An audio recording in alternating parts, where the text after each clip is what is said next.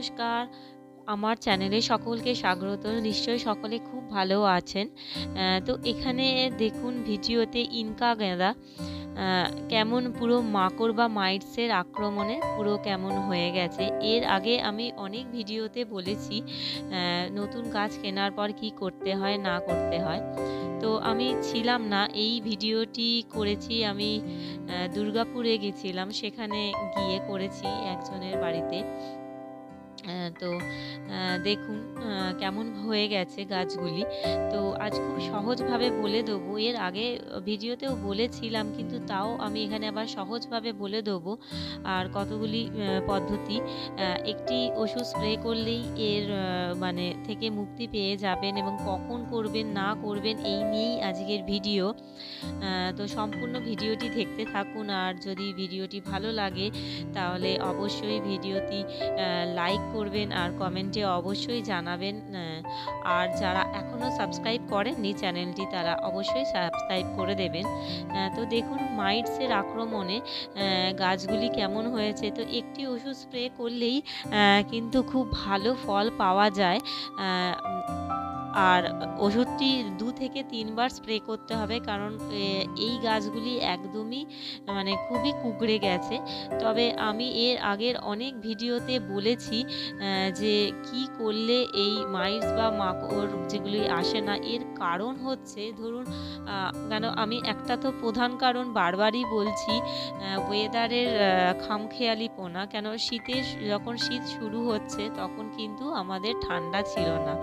এই লঙ্কা গাছের ক্ষেত্রেও কিন্তু সেই একই অবস্থা, তবে এটা ওয়েদারের জন্য না, লঙ্কা গাছে হবেই।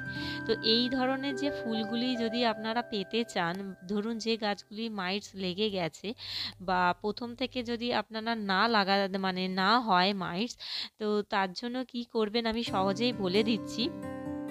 তো যেটা বলছিলাম আমি, তো প্রথমে ধরুন চারা যখন আমরা কিনে আনি ফার্স্ট পটিংয়ে, সেটি লাগানোর কয়েকদিন পরেই যদি আমরা সুপার সোনাটা ব্যবহার করতে থাকি, কারণ সুপার সোনাটা নিয়ে আমার একটি ভিডিও চ্যানেলে অলরেডি দেওয়া আছে, যারা এখনও দেখেননি তারা অবশ্যই দেখে নেবেন, আমি লিংক দিয়ে দেবো।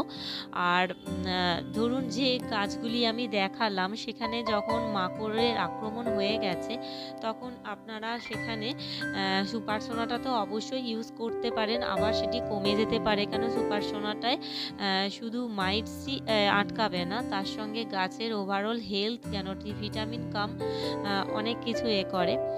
আর তাছাড়া সুপার সোনাটা যদি না দেন, কাকা থিতা এইগুলি আপনারা স্প্রে করতে পারেন, তাহলে কিন্তু মানে মুক্তি পেয়ে যাবেন, আবার এরকম সুন্দর ফুল হবে। তো এই যে ভিডিওতে আমি যে গাছগুলি প্রথমেই যে দেখালাম একদম মাইটসের মানে পাতা কুঁকড়ে গেছে, তো সেক্ষেত্রে কাকাটা মানে 1 লিটার জলে 1.5 ml, আর তার সঙ্গে স্টিকার বা স্প্রেডার, যেটা আমি বারবার বলি ওটা একটি আঠার মতন জিনিস, ওটি যদি মেশানো হয় ওষুধটি সব দিকে ছড়িয়ে পড়ে। দেখুন গাছগুলো কিন্তু একদম কুঁকড়ে গেছে।